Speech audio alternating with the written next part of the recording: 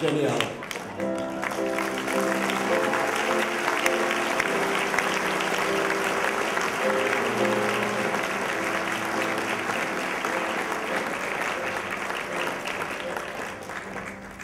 So a few years ago, I was diagnosed with cancer, and about 5 minutes later, I had to start chemotherapy. Now, when you have the kind of chemotherapy I had, you lose your hair. Now, in one way, this seemed like such a small price to pay, you know? My hair, my life, my hair, my life. I don't know, I think I'll pick my life.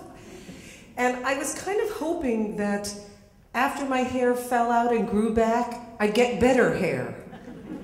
I have this kind of unruly hair, and it has a mind of its own, and no matter how expensive my haircut, it looks a lot of the time like I've had it cut by a mental patient. But no matter how I felt about losing my hair, just the prospect of not having any forced me to sort of reconsider my whole sense of my personal style, and in a way, my whole sense of myself. What kind of cancer person was I going to be? Like, how would I wear my disease? Would I try to hide it, or would I announce it to the whole world? In other words, was I going to be a scarf person or a wig person? Because it seemed to me that if I showed up places suddenly wearing a scarf all the time, people would know it was because I'd gone bald, and they would probably guess why. But if I showed up wearing a wig, even the people who could tell it was a wig would probably assume that I was wearing it because I didn't want to talk that much about why. If I wore a wig, I'd be saying to everybody, please, just let me blend in. So I had this dilemma, whether to wear a scarf or a wig, blend in or not blend in. So I thought about it, and I thought that my truer self would wear a scarf, you know, because I have a lot of self-righteous integrity. And I thought, you know, a wig would be dishonest, and I wasn't ashamed of my disease. So one night, I ran into my friend Ruth. Now, I had met Ruth originally because she was my dentist, and she was a wonderful dentist, very kind and generous and understanding about those of us who showed up needing root canal because we had failed to floss in our 20s. And she used to say, oh, you know, Jenny, in terms of evolution, our teeth are only supposed to last us about 45 years, so you are doing great. And she'd become my friend, and our kids had become friends, and they even went to the same school because she'd recommended it for mine. And by some horrible coincidence, she and I both had the same kind of cancer. Only she was way much farther down the chemo path than I was and had already lost her hair. So I'd seen her a few weeks earlier just wearing a scarf, and then I was very surprised when I ran into her at a school play, and there she was with all her old hair back, this big corona of dark curly hair. And I said to her, Ruth, I love your hair. And she said, it's a wig. I never thought I'd wear a wig, but you know, it's kind of nice when you go out. It's a little dressy.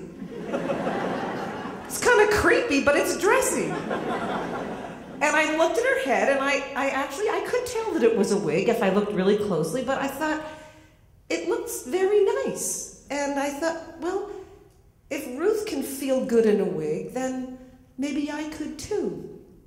It seemed unlikely, but possible.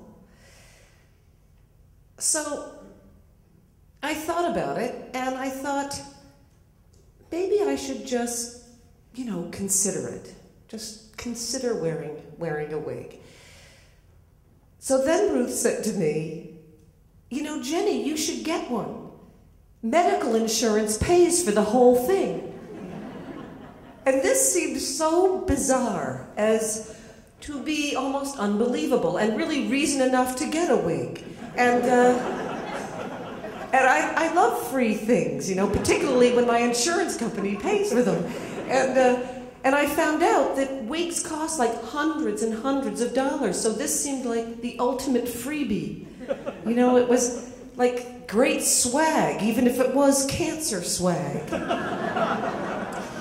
So a couple of weeks go by, and my hair does fall out. Now, it didn't just fall out all at once. It sort of gradually gave up the ghost, you know, first in these strands in my brush, and then in clumps in my shower drain that made me think that there was a dead mouse down there.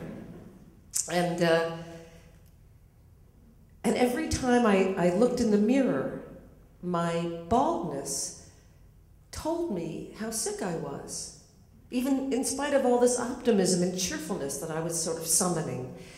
And I wasn't completely bald. I had these sort of sad wisps of hair here and there that somehow just made it worse. My head seemed to be saying to me, hello, sickie. Hello, sick person with cancer. And every time I went out in my scarves, my head would felt very exposed, very uncomfortable, and I thought people were looking at me, and they would ask me questions, like, you know, how I was doing, and how my cancer was going, how my chemo was going, and I felt I didn't like it. And I didn't like it when they looked at me as if they were about to cry. So I thought, well, maybe I'll go to the store and get a wig. So I did. I went to a wig store right near Columbus Avenue, and it was called Bits and Pieces. It was. And my wig fitter was a French man, and he said, what do you want? And I said, I want a wig. And he said, what kind of hair? And I said, I don't know. How many kinds do you have? And he said, well, he explained to me that they had synthetic wigs, they had wigs made from the hair of Indian women, and they had wigs made from the hair of Caucasian European women. Now, the synthetic wigs were the cheapest, and the Indian hair wigs were in the middle range. They were about $800 to $900. And then the wigs made from the hair of Caucasian European women were $4,000 to $5,000. Now, I thought, you know, even if my insurance company paid for this, it's just obscene to spend this kind of money on a wig. And why is the hair of Caucasian European women 4 times as expensive as the hair of Indian women? It was so racist. So I decided to go with the Indian women's hair, even though I felt very uncomfortable knowing they'd been paid about 22 cents to have it shorn from their heads. So I took my wig home. The wig fitter put it in a big paper bag, and inside the paper bag was a styrofoam head with the wig on it. And I took the bag home, and when I got home, I took the styrofoam head with the wig on it, and I put it in a corner of my bedroom, just to wait until the occasion that might possibly happen when I might want to wear my wig, might consider wearing my wig. And it was very unsettling to look at it over there. Sometimes I felt like my wig head, which was so well groomed, was condescending to me. So I'm feeling very bad about this scarf look, meanwhile, that I've sort of been adopting, but I can't quite bring myself to put the wig on. It seems like a lot of trouble. But then I just start to feel worse and worse about my whole look, my whole uniform of these scarves that I'm wearing, and these bandanas, and I start thinking I look like a lady pirate, or like one of those very, very ancient old ladies who's pushing her groceries cart down Broadway. And but I still can't quite bring myself to wear the wig. It seems like a lot of trouble. And then one day, I realized that my eyebrows have fallen out. And for some reason, this is completely unexpected by me and makes me feel surprisingly sorry for myself. Having no eyebrows makes me feel very naked, very vulnerable, very exposed. My hair was part of my head, but my eyebrows were part of my face. I looked like a big baby, and every time I look in the mirror and I see the baby, I feel so bad for her that I want to cry. And I decide I need more of a buffer between me and the rest of the world. Right? I'm tired of people asking me about my disease. I am just, even though I've set it all up, and I'm tired of them looking at me like I'm about to cry.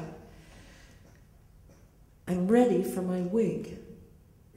Well, I'm ready to try thinking about wearing my wig. So it turns out that my friend Martha, her daughter Anna, is about to graduate from the University of Chicago. And I decide, you know, this might be the perfect occasion to wear my wig. It's a nice grown-up occasion, it's a big event. And so I go to Chicago, and I bring my wig. In the morning of the ceremony, I get up, and I put my wig on my head. First I comb it and brush it, and then I fit it carefully to my head. And I start walking toward the graduation, along with these, throngs of other parents and grandparents and friends. And right away, as soon as I start walking, I know that I should have been practicing wearing my wig all these weeks. First in my bedroom, maybe, and then around my neighborhood. Because every time I look in a store window, I recognize myself, but I look like I'm in disguise. I feel like I've done something really bad, like robbed a bank, and now I'm trying to just kind of lose myself in the crowd by going incognito in my wig. And I'm very self-conscious about the wig itself. I keep tugging at it and fussing with it and imagining that there are these sort of strands of hair coming out, even though there aren't. This wig is just a stranger to me, and I'm uncomfortable having it in my personal space. Now, someone at the graduation, at the ceremony, before the ceremony starts, is selling sun hats. And this is a very smart person. They've realized that some of us women there haven't put it together, that we're going to be spending about 4 hours in the scorching Chicago sun, and we might not want to get sunburned. So I buy one of the hats, just in part so I won't get sunburned, but really because I think the hat is going to cover up my wig and make me feel much less self-conscious. So I put the hat on over my wig, and I take my place in a folding chair among this ocean of folding chairs, and the ceremony starts, and it goes on, and it goes on, and by the second hour or so, my head is just baking under my wig and my hat. It feels really more like it's just broiling in there, and these little rivulets of sweat are coming down from underneath my wig onto my neck, and that makes the wig really itch. And the wig itself is so hot and heavy on my head, it feels like I'm wearing my cat on my head. And I feel like my head is suffocating in there. It is just so very, very hot under my wig and my hat. And I think, God almighty, if I could just take off my hat, maybe my wig could just breathe a little. So I whip off my hat, and, in one of those really free fall, slow motion moments, one of those moments that is just at the same time like a dream and like the realest thing that has ever happened to you. My wig comes off with my hat, and it is so embarrassing that I can't even be embarrassed, because embarrassment can't even cover it. I mean, I've lost everything. My hat, my wig, my hair. And I feel strangely free, It seems funny. And I start to laugh because it's so funny that I've gone to all this trouble only to end up like this. I feel like I'm in a great Lucy episode. But I take my wig and my hat and I put them back on my head. really for decorum's sake, you know. I feel so bad for the people behind me. I can't even look at them. And I sit through the rest of the ceremony, and then I go back to New York, and I take my wig and I put it in a plastic bag, and then I put it way in the back of one of my dresser drawers so I won't ever have to look at it. And I go back to wearing my scarves and bandanas until my hair grows back in, which it does, by the way. It's just the same old hair, but for the first time, I'm kind of glad to see it, right? And Ruth's hair grows back too, and for 2 years, we have just a lot of fun doing the normal things we like to do, like worrying endlessly about our children and eating the delicious food that she cooks at her house and telling our cancer stories. She really likes my wig story, and I love it when she does this version of something that happens to you a lot when you have cancer, although I really don't know why.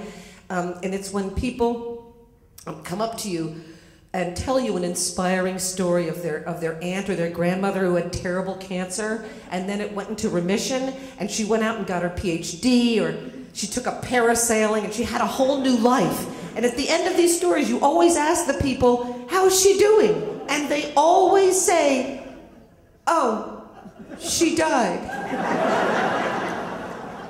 And I say to Ruth, do it again, Ruth. Tell the inspiring people's story again.